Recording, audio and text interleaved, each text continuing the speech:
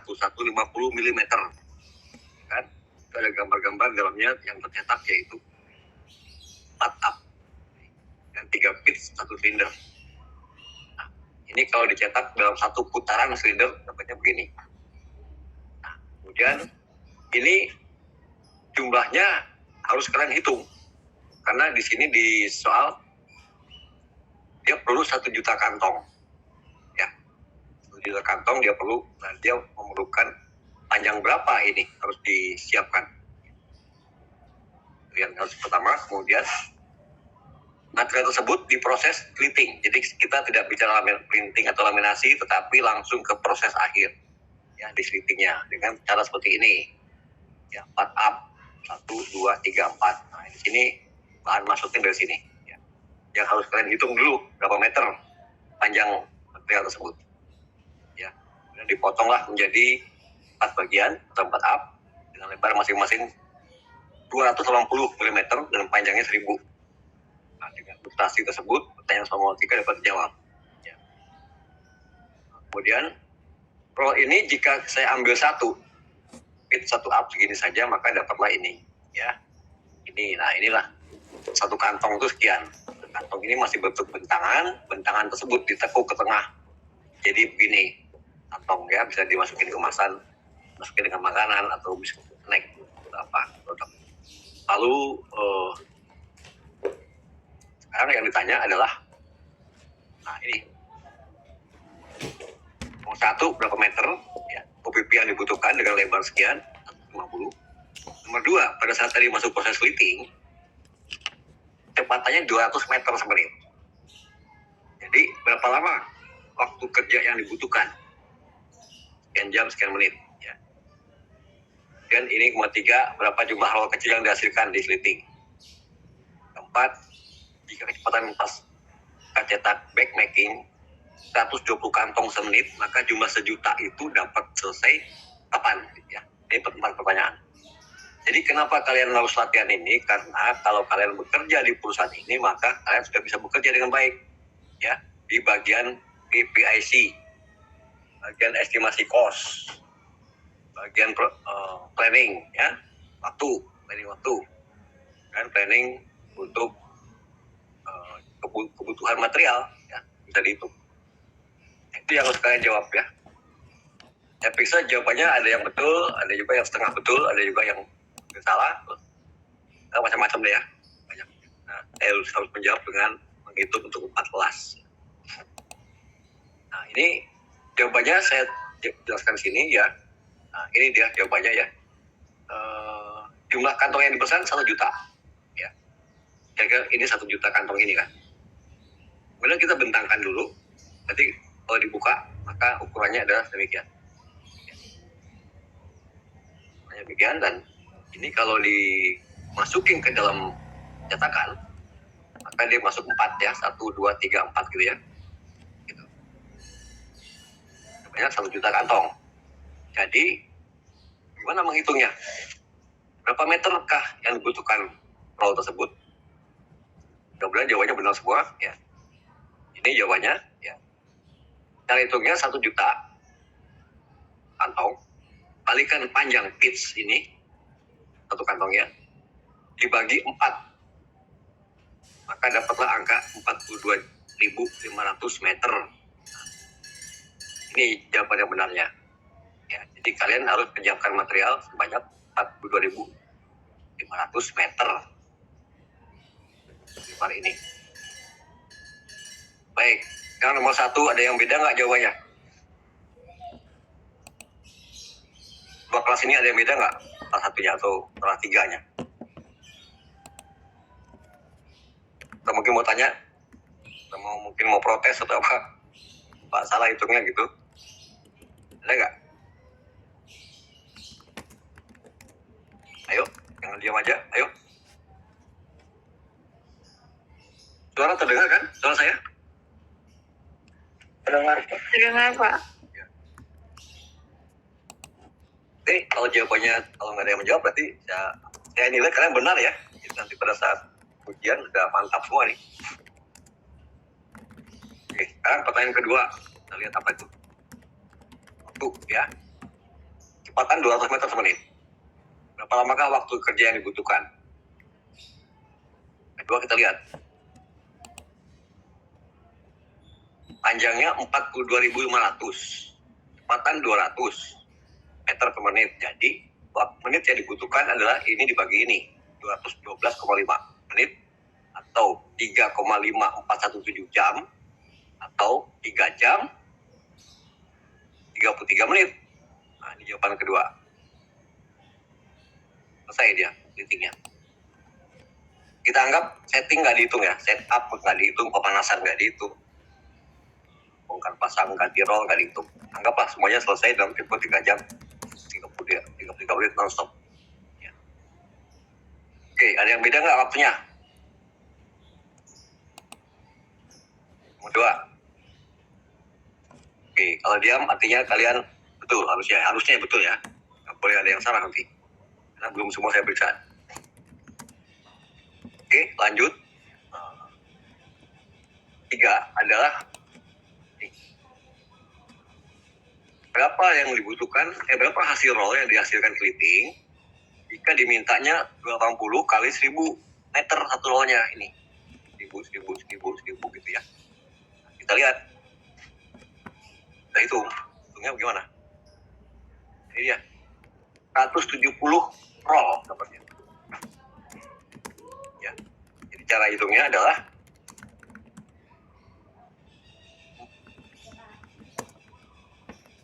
42.500 meter yang tadi di soal nomor 1 tadi kan hasilnya kalikan 4 ya dibagi 1000 maka dapatlah 170 roll. Yang panjang masing-masing satu rollnya 1000 meter. Begini jawabannya. Oke, ada yang beda nggak? Ada yang berpendapat lain, silakan ajukan pendapatnya. Pak, ada 4 roll yang panjangnya 500 meter nggak, Pak? 4 roll panjang 500. 4 roll, Pak. 4 roll. 4 roll panjang 500. Maksudnya kamu nanya apa nih? Jadi, saya nemunya 168 roll 6.000 meter, terus 4 roll 500 meter, Pak. Kok bisa gitu? Kenapa? Karena kan, Pak, ada 4 up. Ya. Terus setiap up itu, Pak, ada 42 roll. Terus sisanya ada 500 meter lagi kan, Pak? 42 roll dari mana? Dari 42.500 dibagi 1000, Pak. 42,5 kan, Pak, untuk satu up. 42.500 dibagi 4.000 dibagi 1000, Pak. bagi 1000. Jadi 42,5 kan. Ya, dibagi 1000 gitu. Untuk step up-nya, Pak, maksud saya. Di up pertama nanti ada 42,5 roll. Terus di up kedua juga 42,5 roll. Sebenarnya konsepnya sama kayak yang di Excel Bapak. Ya. Cuma saya di akhirnya kan, Pak, karena di setiap up itu 500 meter terakhir itu nggak dihitung lagi karena nggak memenuhi syarat. Itu jadi kalau saya. Oke, baik. Sekarang saya tanya, kamu dapatnya angka berapa? 168 roll, Pak. 168. Jadi ada pembulatan ke 100 ya? Aduh, geli banget. Pembulatan ke 70 berarti. Roll itu. Kenapa, Pak? Ada pembuatan roll kan jadinya? Pembulatan. Iya, Pak. 70 kan? Coba ini dihitung bagi Itu juga sih, Pak, benar, Pak. Pembulatan. Ya. Itu kan? Capek. 2.400. Terus saya di soal nomor 2 3 jam berapa menit? 3 jam 32,5 menit, Pak. Disamain aja nggak, Pak? Bisa. Kalau masih komanya masih belakang koma masih bisa saya abaikan ya. Yang penting jangan sampai aneh. Kalau 5 jam, 10 jam itu berarti udah nggak benar gitu kan. Tapi kalau masih 3 jam sekian masih saya benarkan itu. Ya, sekarang masih benar. Tapi kalau masih 1 jam, Pak, selesai, Pak, itu udah nggak benar. Atau 12 jam, nah, itu nggak benar ya. Tapi kalau masih dekat masih saya biarin lah. Mungkin salah kalkulator, mungkin salah pencet, salah desimal ya kan, pembulatan itu aja. Jadi saya fleksibel. Nah ini juga sama ya. Kalau 170 168 ya mungkin karena atau pembulatan tadi ya. Kan jadi ya itu apa dibaca angkanya munculnya nggak beda jauh gitu kan. Tapi kalau jomplang 2 kali lipat, nah itu pasti ada yang nggak beres itu kan. Nah, 1.000 roll, 170 roll, kamu nulisnya dapatnya cuma 50 roll, waktu itu dikit amat gitu kan. Jadi kalau 42.500 kalikan 4, ya kan, bagi 1.000,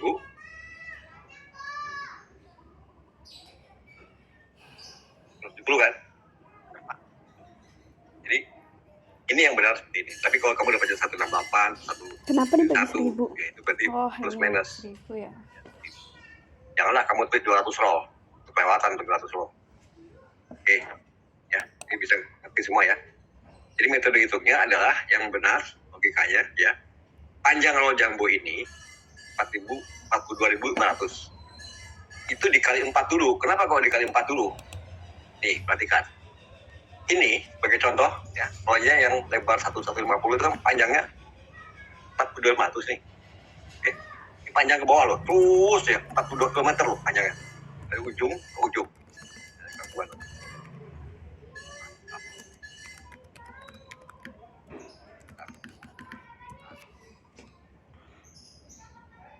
Jadi ya, panjang ini dari titik ini ke bawah. Terus 42.500. Itu kan sekali jalan. Tapi karena dia ada 4, maka yang 4 ini harus dikalikan 42.500. Jadi kenapa boleh dikalikan? Coba kamu bayangkan ya. Ini up 1, up 2, up 3, up 4. Ini kalau dipotong, ya kan? Potong pisau sini kan? Pisau, kosong. Nah, hasil ini kan akan disambung ke sini, bawah. Hasil ini disambung ke bawahnya lagi. Hasil ini disambung ke bawahnya lagi. Makanya harus dikali 4. Gitu. Benar nggak? Ya. Jadi roll jumbo ini kan akan terpotong nih di mesin. Jadi 4. Ini. Ya, 4 ya. Kemudian kalau yang ini hasilnya ditambah ini, ditambah ini, kan berarti harus dikali 4 kan? Sini sambung-sambung. Setelah sambung panjang, baru dipotong-potong dia. Yang panjang masing-masing 1.000. Jadi potong dengan 1.000 ini, maka dapatlah angka 170 gitu. Ini logikanya begitu. Oke, yang lain ada lagi nggak yang beda jauh? Yang beda jauh ada ya. Lalu sekarang nomor 4, nah, waktu jam kerja ya. Waktu sebenarnya gampang hitungnya.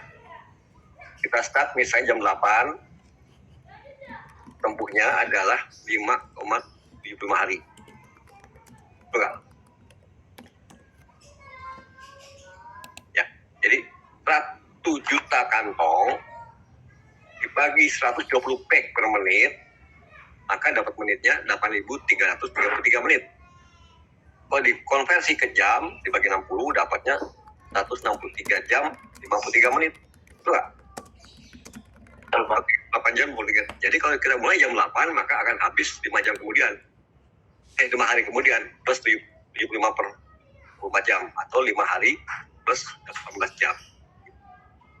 Tinggal hitung, kalau kalian mulai jam tanggal 8 hari ini, misalnya hari Rabu, ya jadinya hari Kamis.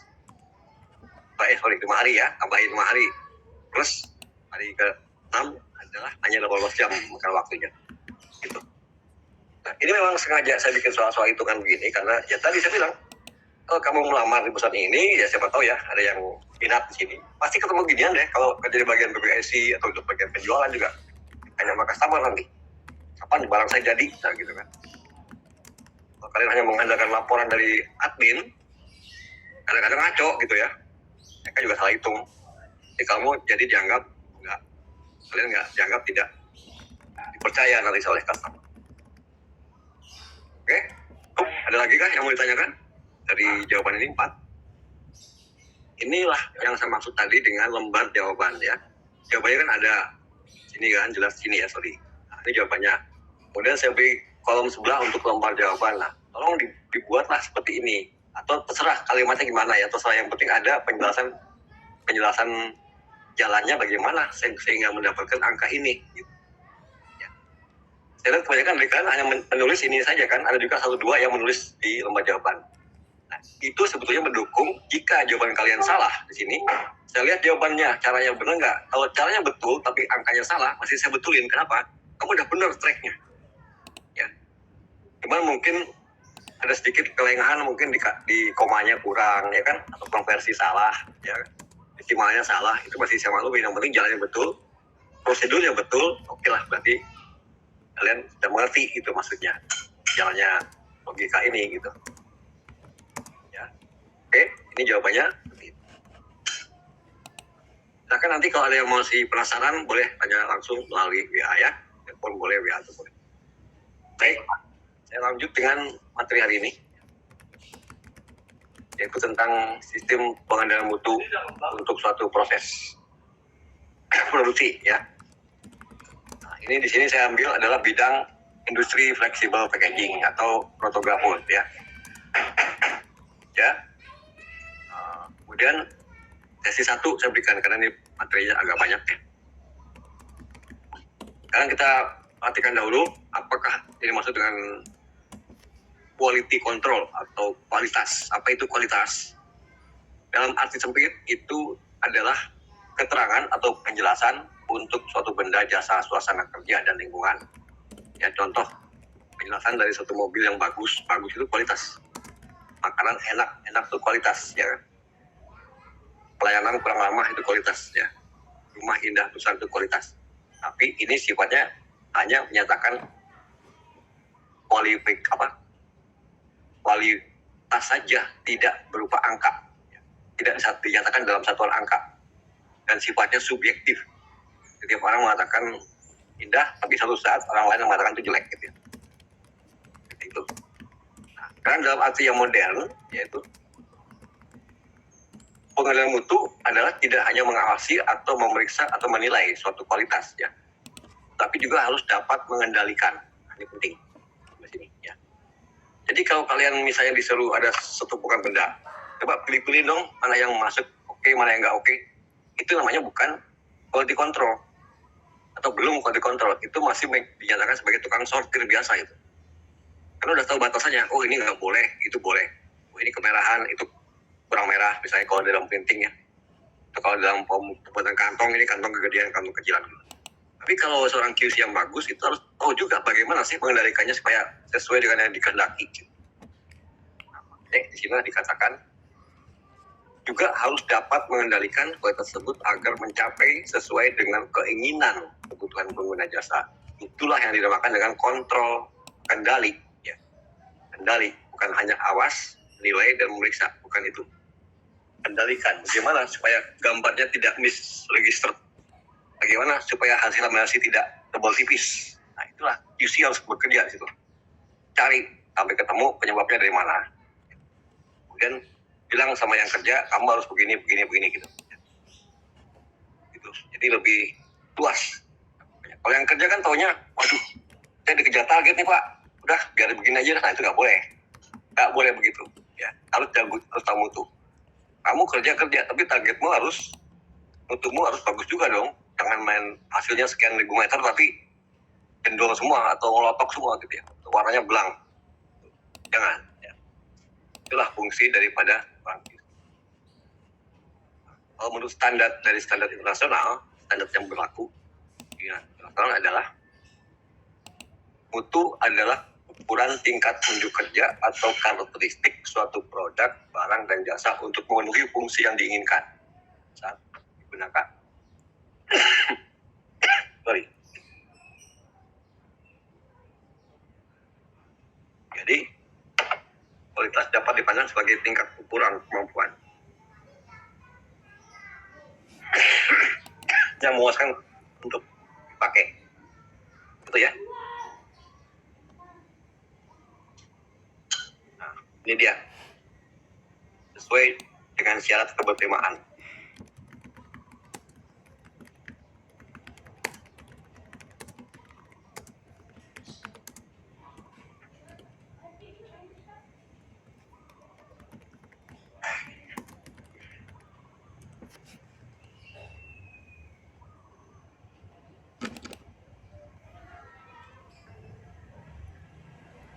Sekarang bagaimana konsep mutu? Ya.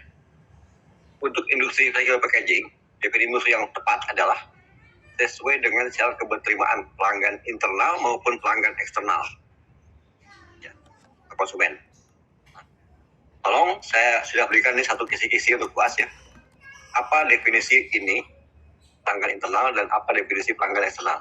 Nanti dijawab di salah satu soal yang akan saya tunjukkan, saya tampilkan saat ujian akhir. Ya. Jangan jawab sekarang, nanti cari aja jawabannya di luar. Ya. Bebas. Mau tanya kakak kelas, mau buka Google, mau apa, silakan Anda cari. Tolong gunakan definisinya ya, nanti di ujian. Nah, ini karena penjelasan aja bahwa karena aneka ragam customer banyak, aneka ragam produk, ya, maka produsen kemasan flexible packaging yang ingin laku maka harus dapat melayani keinginan para pelanggan secara spesifik, ya, tidak boleh umum. Caranya dengan dokumentasi secara sistematis, spesifik, segala persyaratan yang diminta harus dituangkan dalam dokumen produksi, administrasi produksi, ya. Ini akibat dari adanya job order system. Jadi kita bikin sesuatu karena ada yang pesan. Nah, ini kita penting. Jadi produk yang dibuat hanya berdasarkan pada pesanan spesifik dari para pelanggan saja. Ya. Contoh, suatu pabrik kemasan mempunyai customer yaitu makanan P, Q, R, S. Ya. Tapi pabrik makanan P juga punya banyak pesanan macam-macam. Contoh, pabrik jamu, ya. Jamu itu ada kemasan untuk jamu cair, jamu bubuk, kan, label botol, tapi sama. Nah, hanya harus spesifik nih job ordernya itu. Jadi jangan global. Dan apa tugas pokok dari fungsi seorang QC? Ya, siapa tahu kalian jadi QC atau manajer QC. Ini dia tugasnya. Pantau perkembangan semua produk. Tanggung jawab untuk memantaunya, analisa, teliti, menguji, verifikasi, kualifikasi produk, apakah sudah benar yang diminta sesuai dengan SOP, standar. QC bertanggung jawab memonitor setiap proses. Nah, ini dari awal sampai akhir. Tidak hanya dari awal dan di ujung saja. Kalau di ujung saja namanya tukang sortir ya. Terus dari awal, dari saat barang masuk, untuk menyelidiki apakah itu penyebabnya. Gitu. Memastikan kualitas barang sesuai standar.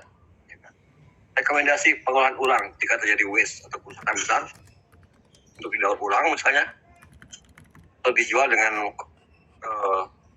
kita bantu customer menyetel mesinnya, itu boleh.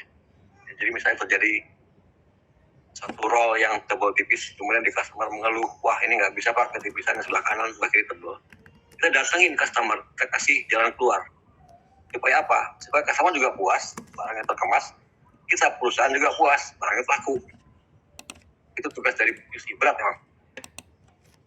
Kemudian bertanggung jawab untuk dokumentasi, inspeksi dan tes. Semua dokumen harus tertata rapi, ya, sistematis dan disimpan, ya, untuk bahan penyelidikan jika ada masalah.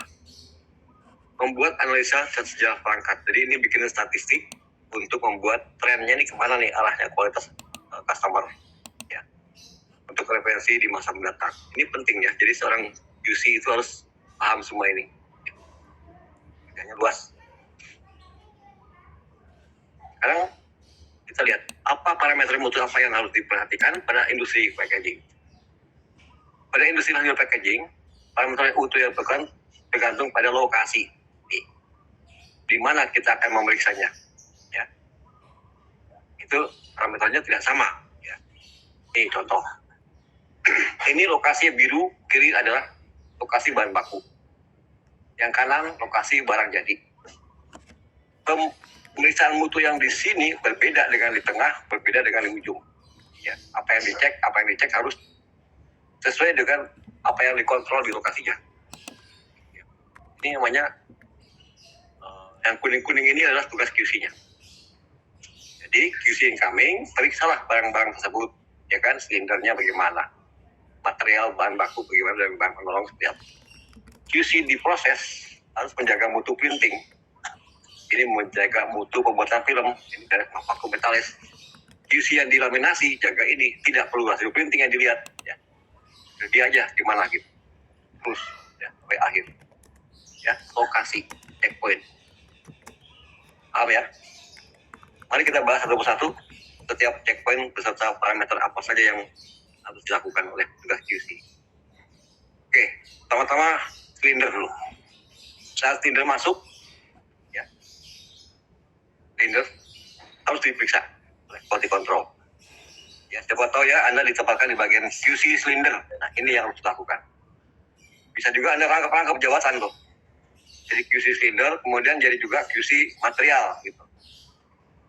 Ya. Ya, jadi tidak boleh rangkap seharusnya, tapi kadang-kadang perusahaan suruh kamu merangkap jadi satu orang yang jaga nih. Ya, rangkapan. Seperti telah dijelaskan pada materi kuliah yang lalu, pracetak silinder merupakan salah satu komponen utama berhasilnya suatu proses pembuatan. Maksudnya image, bukan polos, kan? Ini pasti tujuannya untuk menghasilkan image, gambarnya, desainnya bagaimana, warnanya bagaimana gitu ya. Ini yang kalian periksa pada saat masuk tabung tersebut. Siapa? Apa artikelnya? Jadi contohnya di sini saya ambilkan untuk lead cup ya, aqua ya. Berapa tabung yang datang? 6.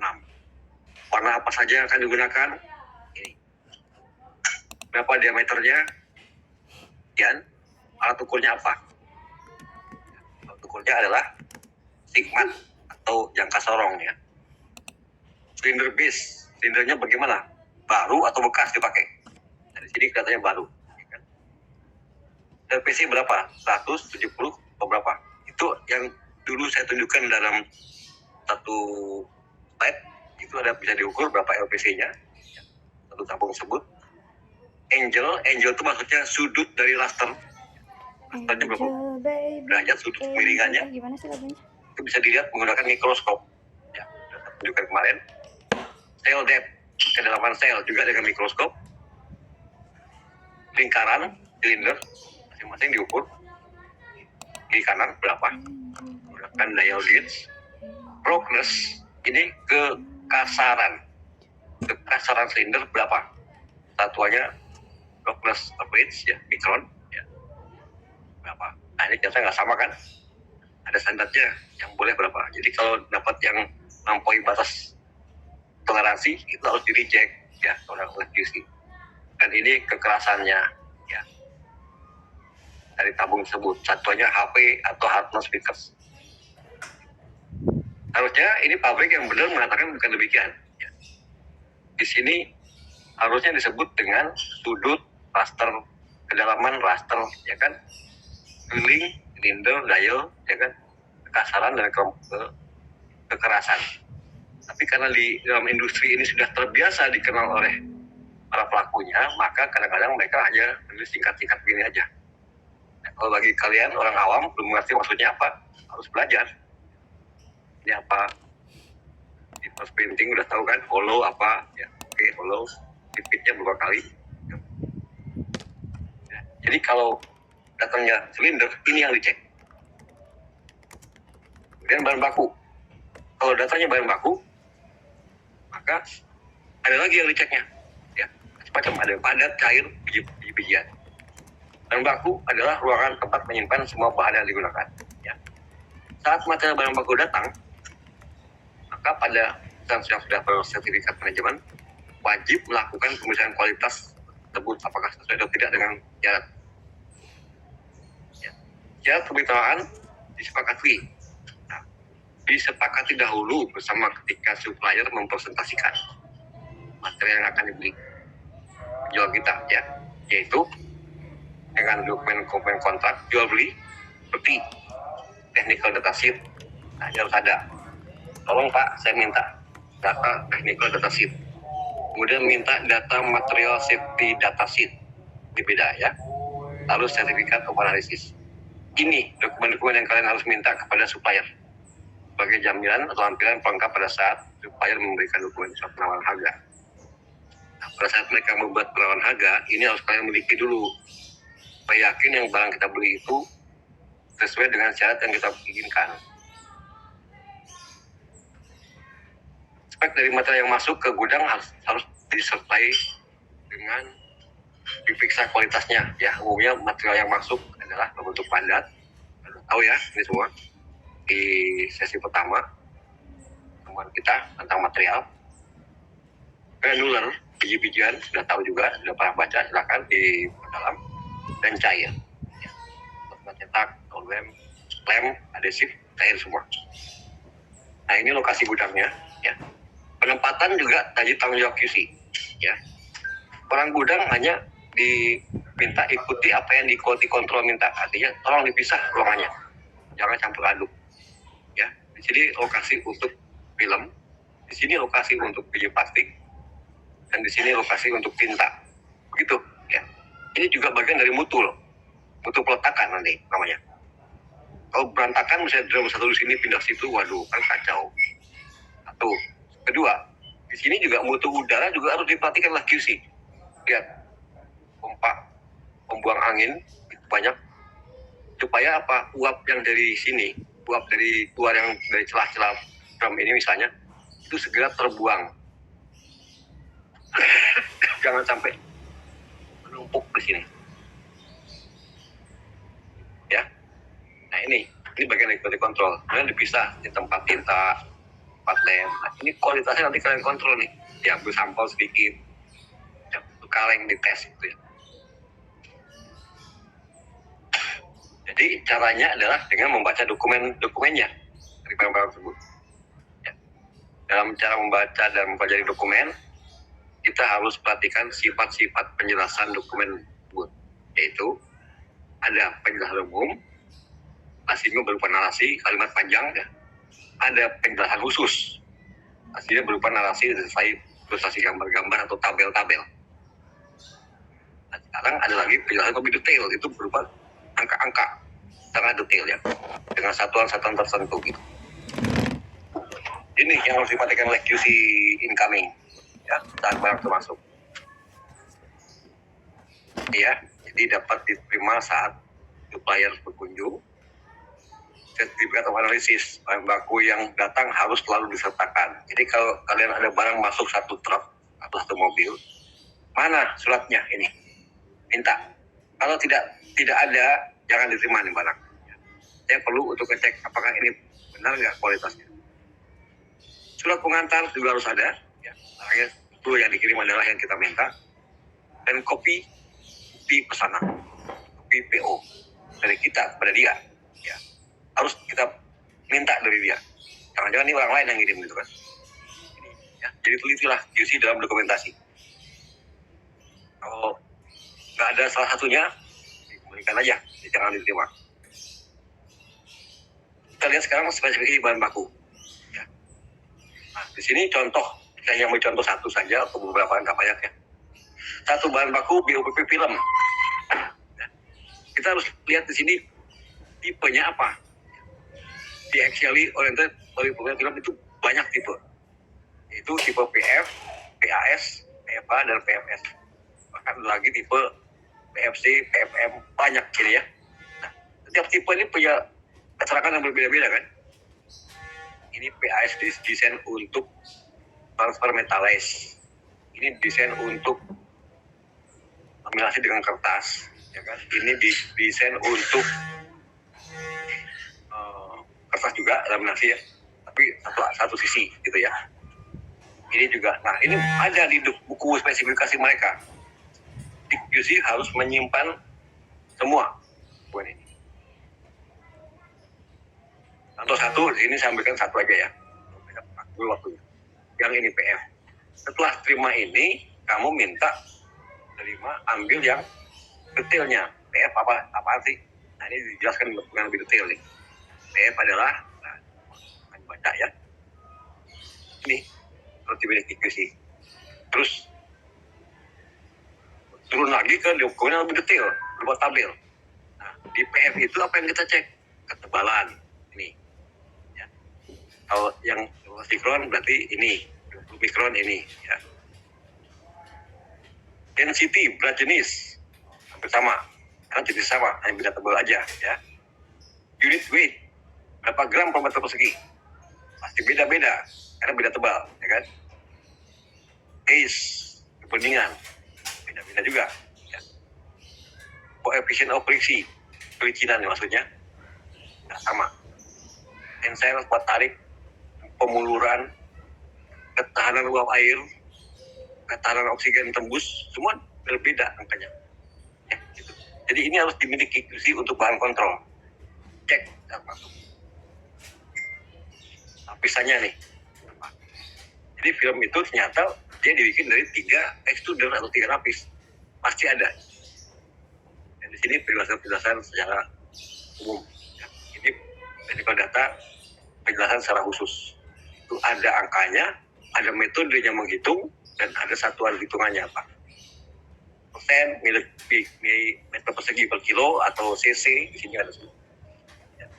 Kalau uap air, ini adalah daya tahan terhadap uap air di satu satuannya adalah gram per meter persegi per 1 hari. Ya. 7,5 gram air yang bisa tembus. Ini 7, ini 5,5, ini 5,5. Ya. O2R, oksigen transmission rate ini. Oksigen yang bisa lewat adalah 1.400 sekian. Ini yang penting. Ya, harus diperhatikan oleh QC kami. Contoh yang lain, ya. Kopi tipe PLO, ya. Ada 3 macam tebal, 30, 35, 40.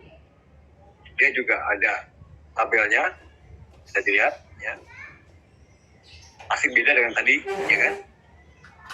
Dan yang tipe PET film, polyester juga ada keterangannya seperti ini. Kemudian ada penjelasan lebih agak detail, kemudian ada sangat detail. Ini harus dikuasai oleh seorang QC. Gitu ya. Ini sama ya. Oke. Sampai sini ada yang mau bertanya? Silakan tentang parameter mutu yang harus dicek.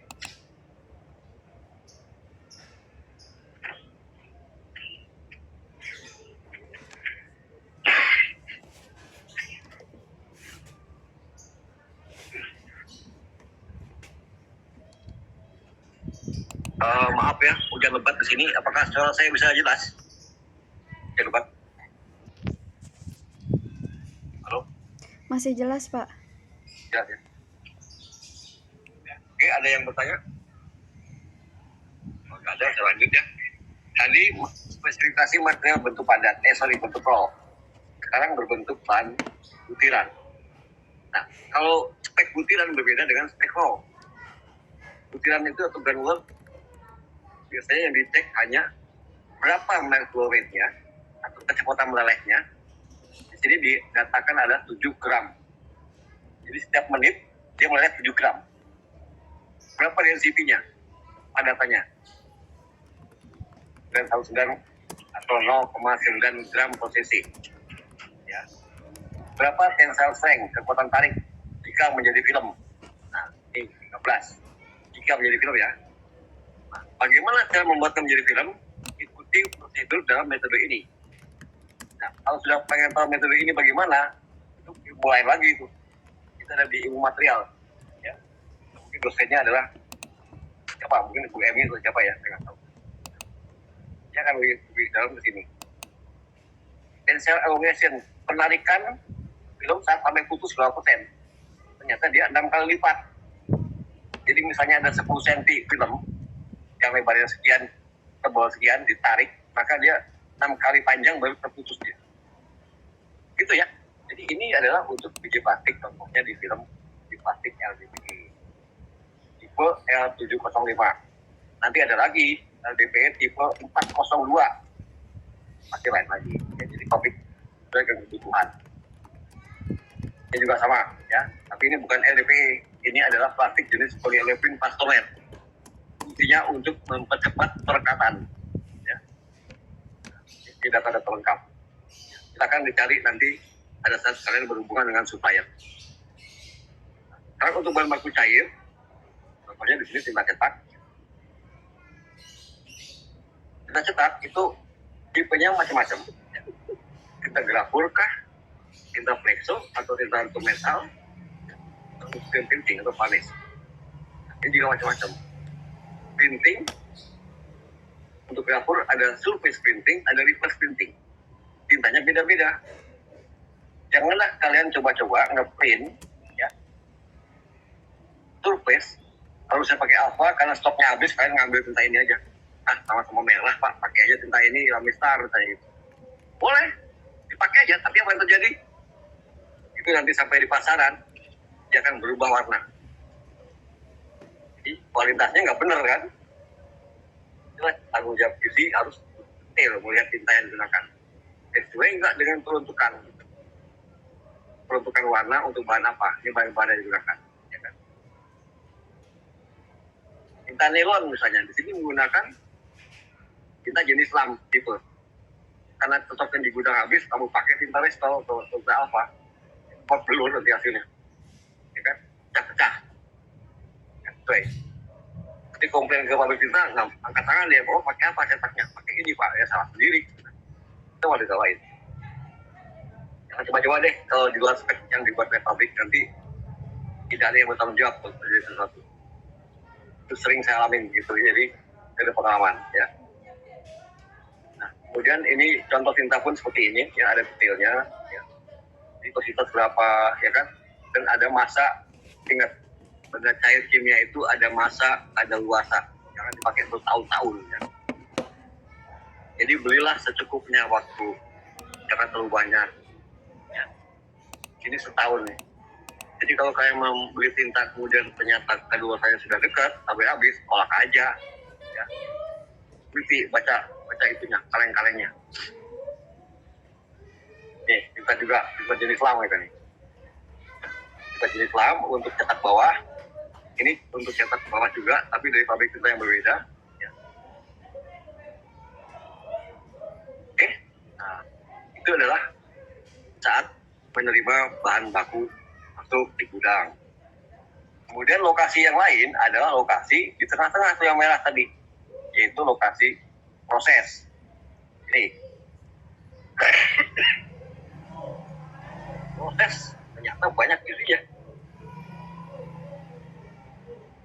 Ya, fungsi quality control processing ini banyak nih lokasinya. Printing beda dengan laminasi, beda dengan sheeting, beda dengan packaging. Sangat hebat kalau seorang QC bisa semua ini. Tapi jarang biasanya ya. Spesifikasinya biasanya di sini. Nah, mulai dari printing ya. Contoh aja. Petugas QC proses itu harus memperhatikan dokumen-dokumen ya. Customer Approval Printing atau CAP. Mana tanda tangan customer saat kita suruh cetak warna rupiah. Ya. Kemudian SIP nomor 2. Ini adalah standar untuk masing-masing tahapan. Printing 1 SIP, laminasi 1 SIP, sheeting 1 SIP. Ya. Itu datanya adalah berapa tebalnya, lemnya apa, ya kan? Dan dipotong dengan ukuran berapa, dan berapa. Kekuatan tempelnya harus berapa. Pemuluran gambar boleh mulur sampai bawah mili. Ya. Dan engine sheet. Jika dokumen 2 ini ternyata ada perubahan, maka harus ada dokumen ketiga, yaitu engine-nya ada apa enggak.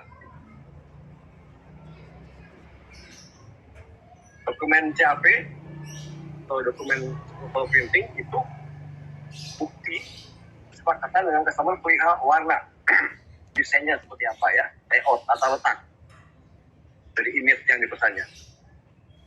Untuk pada printing hasilnya dibuat 3 tingkat, ya. Standar normal, standar maksimal, dan standar minimal. Kenapa? Kita sebagai operator pembuat percetakan nggak mungkin kan warna dari satu roll ke roll berikutnya kan seragam sama begitu. Pasti satu saat di tengah-tengah pelan-pelan akan lebih muda atau lebih tua. Karena software yang kita gunakan kan menguap pelan-pelan. Ya, kita berhenti satu roll maka sudah kemudaan. Nah, dia harus terima itu sebagai risiko dari proses fotografur. Sedikit delta E-nya berapa? Ya kan? 2 atau 3. Gitu. Tapi untuk customer tertentu, kadang-kadang mereka ingin hanya 1 atau 2 saja. Yang ketat biasanya pabrik obat, ya, pabrik obat, industri farmasi, dan PT Unilever itu sangat ketat, dia minta delta E minta 1 dia. Yang lain delta E-nya minta penyimpangan warna minta 2 atau 3, ini minta 1. Jadi hati-hati hadapi customer yang super ketat itu. Kita harus nggak boleh meleng waktu kerja. Nah, kalau dokumen SIP, ini dokumen untuk prosesnya. Misalnya lemnya berapa, kemudian setting mesinnya bagaimana gitu ya. Ini bisa dilihat nanti. Jadi satu SIP kadang-kadang satu job kadang-kadang ada 3 SIP karena 3 proses. Tidak boleh disamakan. Ya. Standar instruksi prosesnya sendiri untuk printing. Standar instruksi proses untuk laminasi sendiri. Ya, jadi terpisah dokumennya. Ini contoh saya ambilkan dokumen standar instruksi proses untuk printing. Ini saja. Hanya menyebutkan di sini materialnya apa. Ini, kemudian tintanya cetak di mana, di atas kah atau di bawah. Ya. Kalau di bawah dia akan diganti ke bawah. Jadi ini yang naik. Ini naik ke atas nih turun. Kemudian tinta yang digunakan apa saja. Nah, ini harus diisi oleh quality control. Kalian yang isi kalau kalian jadi QC. Ya. Tintanya apa Pak? Tulis di sini. Ya, tinta atas nanti begini. Kalau tinta cetak bawah berarti ini naikin ke atas turun. Lalu warnanya apa saja? Sinder-sindernya satu hitam, cyan, magenta, black, putih, pink, apa tulis ya. Dengan jumlah warna yang di mesin. Delta E berapa yang disetujui? Delta E itu dari perbedaan warna ya. Jika terjadi 1, 1,5, 2. Ya. Jadi angka delta E ini diisi bila persyaratannya diberitahu oleh customer. Kadang-kadang customer juga, sudahlah terserah Bapak, sudah kita kosongin. Kadang-kadang dia menentukan. Ya. Kemudian ini, ukuran piece dan up-nya ini tidak boleh bergeser banyak ya. Karena apa? Karena printing menggunakan pemanas di heater box, ya, panas kan, jadi maka ini plastik akan mudah mulur. Mulur akibatnya cetakannya akan jadi pemanjang. Itu ada batas toleransinya. Minus berapa yang diizinkan? Tulis di sini. Kemudian arah gulungan itu juga harus ditentukan. Mau seperti apa? Ini contoh aja. Mau begini, digulung dia kebaca, atau digulung dia baca terbalik. Kan? Atau digulung tapi bacanya nyamping kanan. Digulung, hasil gulungan dibaca warna nyamping kiri, atau digulung, dicetakkan di dalam. Terbaca atau terbalik, nyamping atau kanan. Gitu ya. Jadi ini harus diplot di sini. Gambarkan di sini. Supaya yang kerja pada saat memasang silinder, nggak salah pasang. Jadi sekali jalan, beres. Tapi kalau kalian nggak isi ini, bingungan yang kerja itu. Nah, inilah tugas QC printing, begitu cara kerjanya. Kan arah duluan. Nah, kemudian untuk proses lanjutan, ini juga sama, harus ada SIP juga ya. Contoh di sini saya ambilkan extruder coating. Tapi bedanya di sini tidak perlu mencantumkan tinta. Di sini yang perlu mencantumkan lapisannya apa saja. Dan customer-nya tetap sama ya, artikelnya sama. Nah ini diisi bahan satu apa, bahan kedua apa, lemnya apa ya. Nah, ini karena extruder, ingat kemarin mesinnya harus ada pemanasnya berapa derajat, tulis di sini berapa derajat, D1 adapter D1 berapa. Nah, kalian kalau magang di tempat saya, nanti saya tugaskan keliling ke mesin, catat berapa yang digunakan suhunya. Ya berisik banget tuh. Terima tidak. Dan yang bawah sama. Ya. Menakutkan. Karena extruder menggunakan panas, jadi harus dikontrol pengulurannya ataupun ceritanya. Dan pendinginnya pakai yang kasar apa yang halus. Ya. Kemudian syarat-syarat lainnya juga harus dipatuhi yang bawah ini. Gitu. Coating sudah. Masuk delaminasi juga sama ya. Hanya di sini bedanya tidak menggunakan suhu lelehan plastik, karena di sini tidak menggunakan pemanas melelehkan plastik. Di sini hanya menggunakan material ke satu yang ini, material kedua yang ini ditempel dengan lem. Berapa total beratnya? Timbang. Pitch tetap harus dihitung, dijaga. Dan ada lagi satu edging proses. Apa itu aging proses? Aging proses adalah masa tunggu reaksi lem itu bekerja dengan baik sampai berhenti. Ya. Jadi jangan sampai baru di laminasi hari ini jam 8, kemudian jam 11 kamu potong, itu nggak boleh. Karena dari pabrik lem mengatakan ini masa agingnya 3 hari. Dan harus ditulis di sini 3 hari. 3 hari. Ya. Kalian kontrol kalau sampai ada operator yang berani potong sebelum 3 hari, tegur. Itulah fungsi pengendali. Ya. Jangan diam aja. Ya. Lihat sesuatu yang nggak beres, tegur langsung di tempat. Revisi. Dan ini clipping. Clipping hanya mengandalkan berapa ukuran yang diminta. Ya, apa yang 5 ya 1, 2, 3, 4 cuma digambar ya. Dan cara pengukurnya apa diminta customer dan arah gulungan bagaimana. Ini penting supaya tidak terjadi salah kirim kepada customer. Dan proses akhir adalah pembuatan kantong. Di sini harus didetail gambarnya seperti apa. Kemarin kan sudah saya berikan ya contoh gambar teknik dari suatu kemasan backpacking. Itu dibikin di sini. Lubangnya di berapa, ya, di mana, di sini kah, apa dari sini, itu harus jelas. Kemudian syarat satu butuhnya apa, tidak boleh bocor, ya. Kemudian sealing harus kuat, lakukan tes kebocoran dengan cairan khusus di QC Lab, minimal 120 gram per 15. Jadi kekuatan sealnya harus diukur di sini dengan alat laboratorium. Jadi kamu jalan sebentar ke lab diukur. Kita minta tolong orang lab, kalau memang tenaga kerja cukup, orang lab disuruh ukur.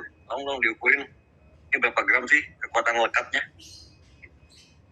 Nah, di situ kalian kontrol namanya, quality control. Jaga mutu. Oke, ada pertanyaan sampai sini?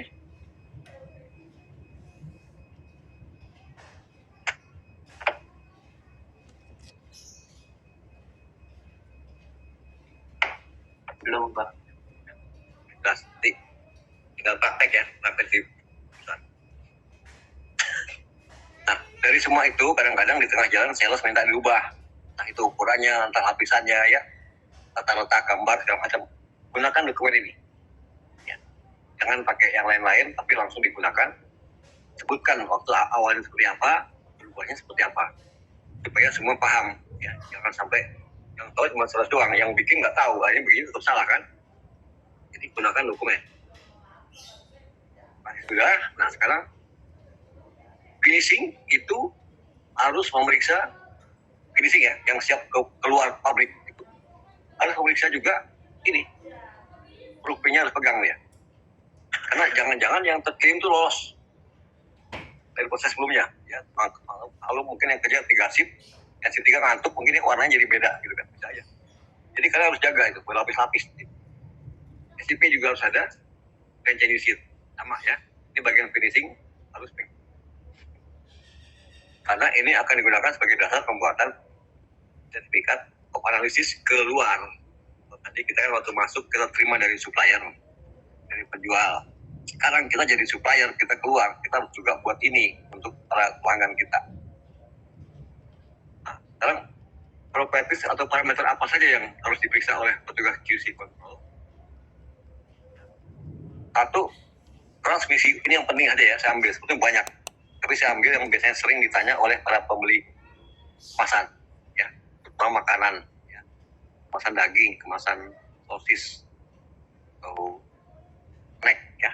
Dia kan tanya satu, transmisi uap airnya berapa? Apa itu transmisi uap air? Itu udara atau uap air, udara itu gas ya, gas itu udara. Atau uap air yang melalui kemasan jika makanan sudah dibungkus. Jenis zat yang lazim diperhatikan adalah uap air harus dihitung, oksigen harus dihitung, karbon dioksida, dan nitrogen. Ini 4 zat utama yang lazim digunakan pada industri kemasan pangan. Yang lain juga ada, tapi nggak terlalu diminta. Ada yang minta juga, tapi tergantung apa yang dikemas ya. Ini harus dihitung dan diukur. Kemasan fleksibel harus dapat melindungi produk yang dikemas dari pengaruh udara, sinar, bakteri, dan benda asing. Selain kemasan, ya, selain itu kemasan juga harus dapat melindungi produk dari hilangnya aroma produk. Jadi terbalik. Ya. Satu bungkus di sini adalah melindungi dari faktor luar. Kalau ini adalah melindungi agar zat yang berguna di dalamnya jangan sampai keluar. Misalnya aroma kopi, kamper, parfum ya, sampai tembus, karena nanti akan habis nanti kan. Atau gas CO2 itu tidak boleh sampai keluar. Contohnya kalau kita ingin membuat kemasan buat Coca-Cola ya, itu harus ditahan. Nah, itulah kemasannya harus diukur oleh seorang QC finishing di lab. Nah, ini sebagai penjelasan saja, jadi baca bahwa kemasan tersebut harus tahan karena uap air itu dapat mengakibatkan jamur tumbuh di makanan dan makanan menjadi tidak enak. Ya.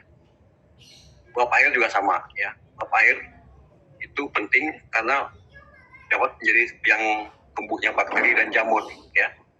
Tidak boleh sampai terjadi di kemasan air minum apalagi ini. Jaga ya.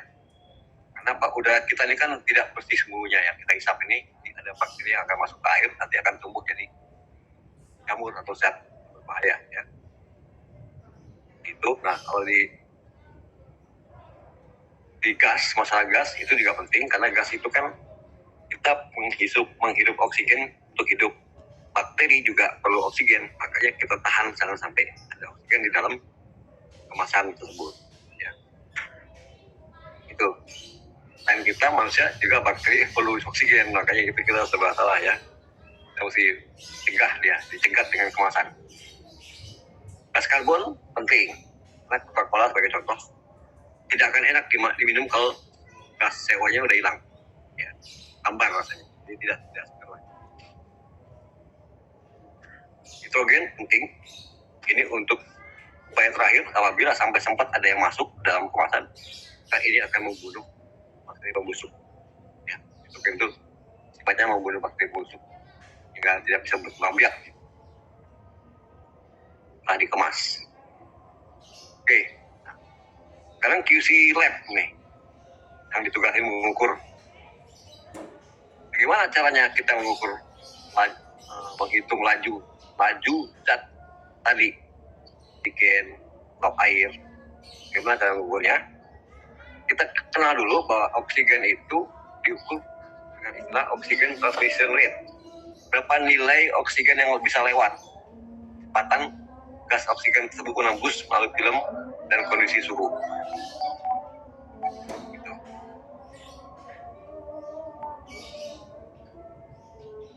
Ini maaf ada azan. Gimana nih? Karena suaranya keras di sini. Apakah mau di break sebentar berapa jam atau gimana? Gimana? Nggak jelas? Gimana? Halo? Boleh ya? Sampai jam? Sampai azannya selesai aja, Pak. Selesai di sini boleh sana? Sampai azan di bapaknya selesai gitu. Gitu. Siap semua ya? Sepakat ya? Ya, mungkin sekitar 5 menit. Ya udah dah, begitu saya break dulu ya.